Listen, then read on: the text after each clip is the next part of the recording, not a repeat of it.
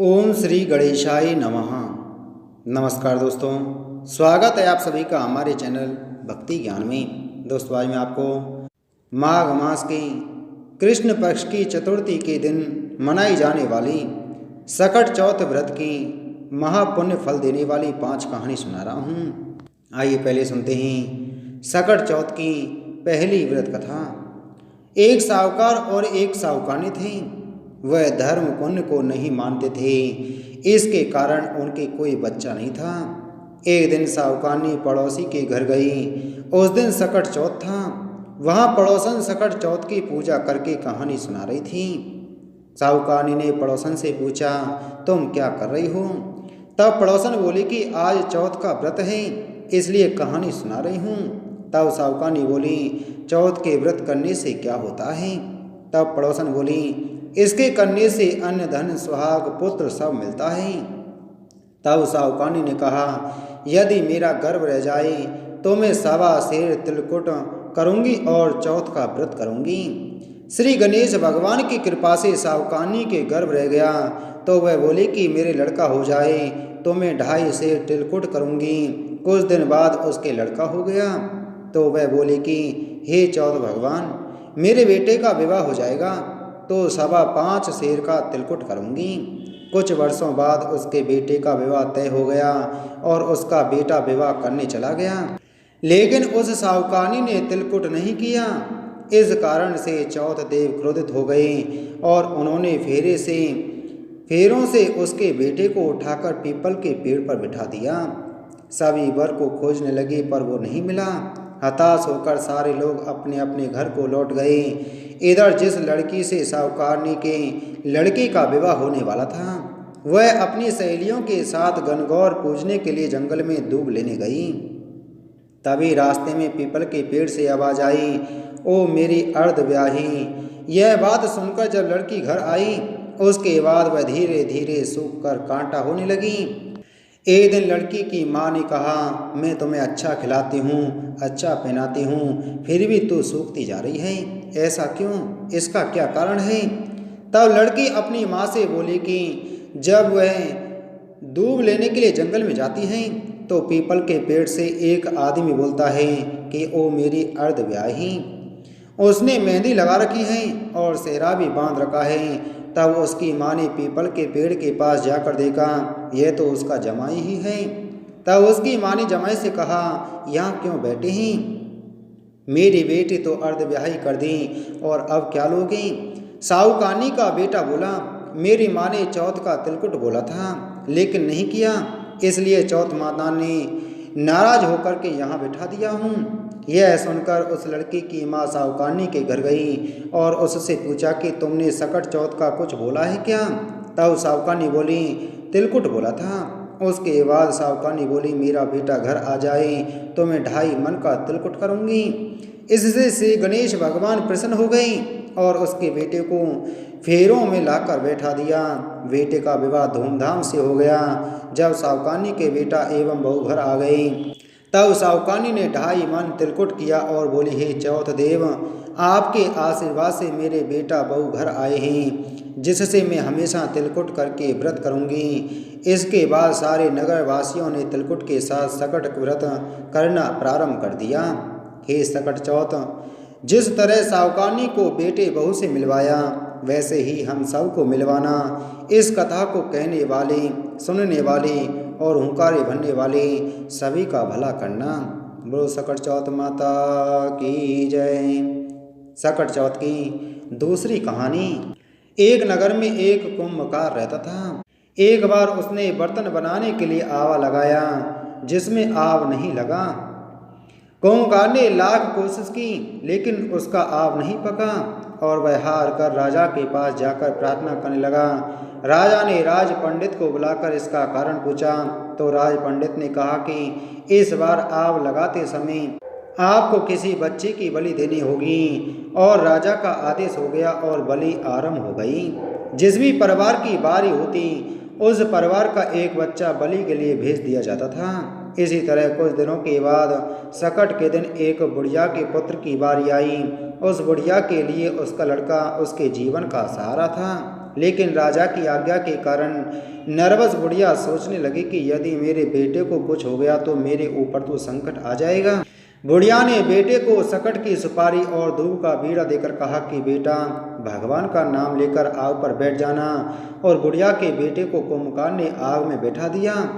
बुढ़िया पूरी रात भगवान से अपने बेटे की कुशलता के लिए प्रार्थना करती रही। पहले तो आग पकने में कई दिन लग जाते थे, लेकिन भगवान गणपति की कृपा से एक ही रात में आग पक गया।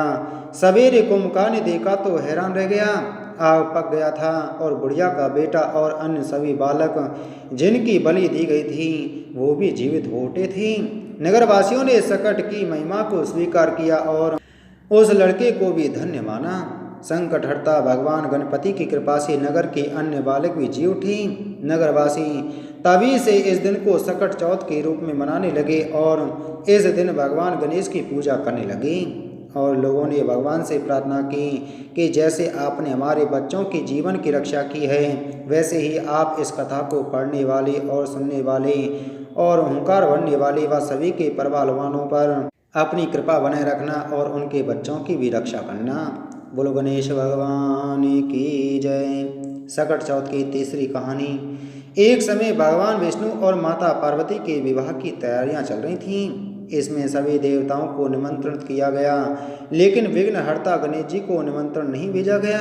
सभी देवता अपनी पत्नियों के साथ विवाह में आए, लेकिन गणेश जी उपस्थित नहीं थे। ऐसा देखकर देवताओं ने भगवान विष्णु से इसका कारण पूछा।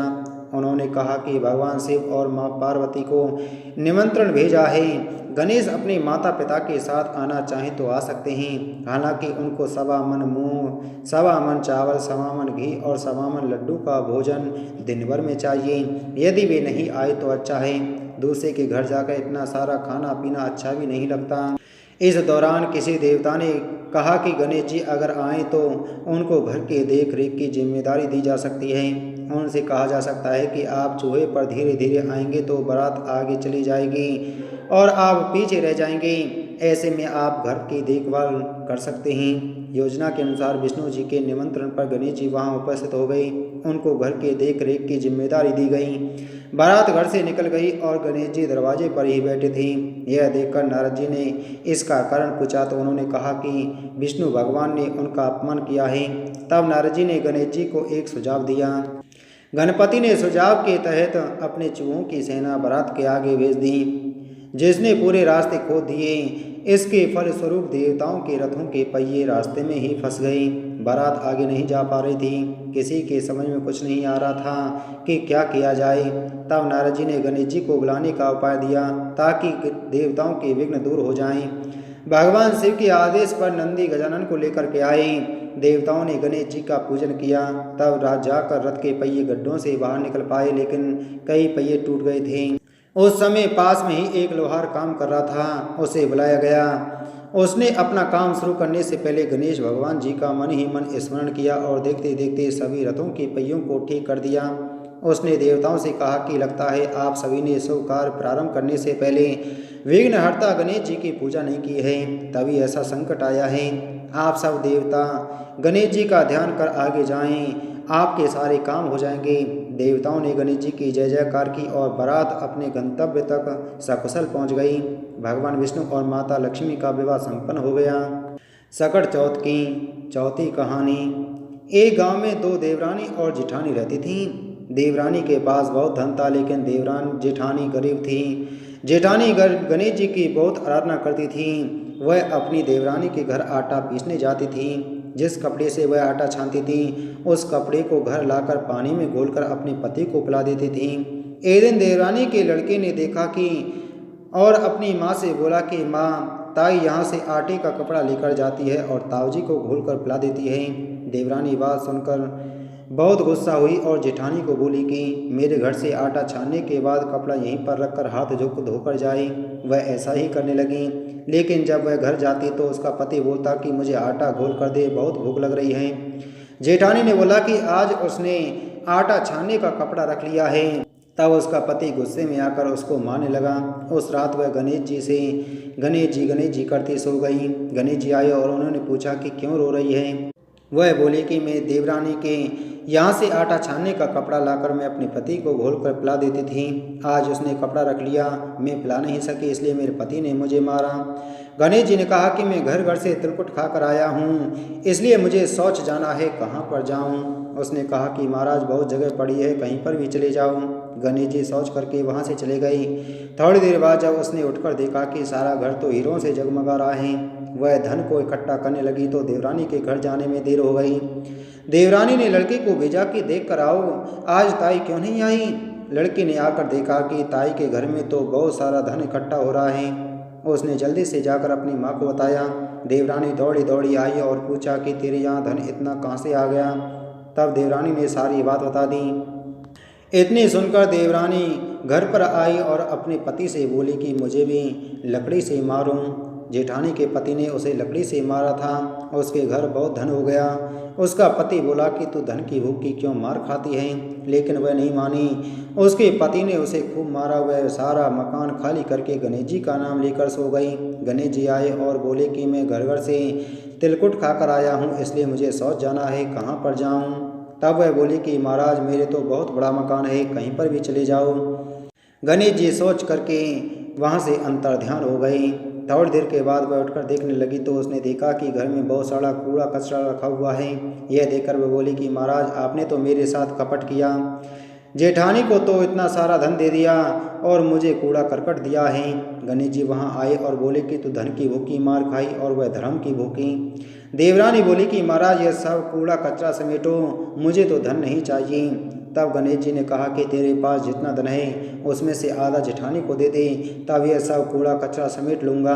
देवरानी ने जब अपने धन में से आधा धन जेठानी को दिया, तब गणेश जी ने अपनी सारी माया समेट ली। हे गजानन गणेश जी महाराज, देवरानी को दिया वैसा किसी को मत देना, जेठानी को दिया वैसा सबको देना। गणेश जी की कहानी कहने वाले को, गणेश जी की कहानी सुनने वाले को, हुंकार बनने वाले को और पूरे परिवार को देना। बोलो गणेश जी महाराज की जय। सकट चौथ की 5वीं कहानी।